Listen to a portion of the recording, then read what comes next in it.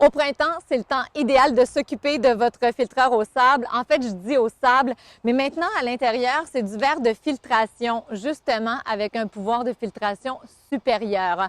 On devrait changer le verre de filtration aux 3 à 5 ans environ. Vous pouvez le faire plus souvent, surtout si vous trouvez que l'eau a de la difficulté à rester bien filtrée, bien claire dans votre piscine. Le problème est peut-être là.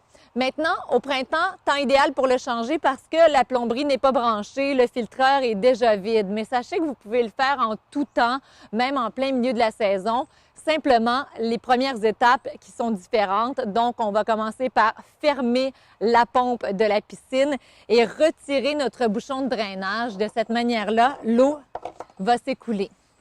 Mais au printemps, c'est déjà fait. Alors, on va commencer par retirer le collet de la tête du filtreur et on va soulever la tête. À l'intérieur, vous allez découvrir la structure qui est formée du latéral et de plusieurs petites pattes d'araignée qu'on va devoir replier ou encore dévisser pour retirer la structure. Regardez, dans ce cas-ci, elles sont rétractables, mais sur d'autres modèles, il faudrait les dévisser. Profitez-en pour inspecter le latéral pour être bien certain qu'il n'y a pas de fissure. On ne veut surtout pas que le sable, le verre de filtration vienne s'infiltrer dans le latéral parce que c'est l'eau propre qui retourne à la piscine. Quand tout est propre, on reprend du début, on remet notre bouchon de drainage et on va remplir le filtreur d'eau jusqu'à la moitié. La raison est bien simple, c'est qu'on veut éviter, en versant le verre de filtration, de venir endommager la structure et les petites pattes. L'eau va absorber le choc.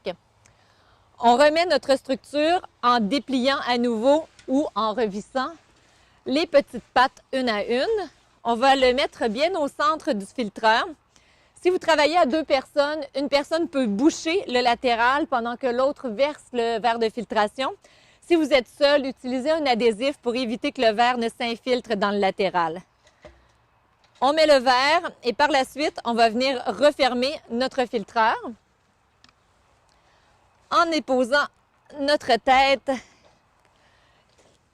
et en venant visser à nouveau le collet. Des petites étapes toutes simples qui vont vous permettre d'avoir une bonne filtration encore pour un bon 3 à 5 ans. Lorsque vous allez venir en magasin pour venir récupérer le verre de filtration, prenez en note les informations sur l'étiquette ou encore mieux une photographie de l'étiquette.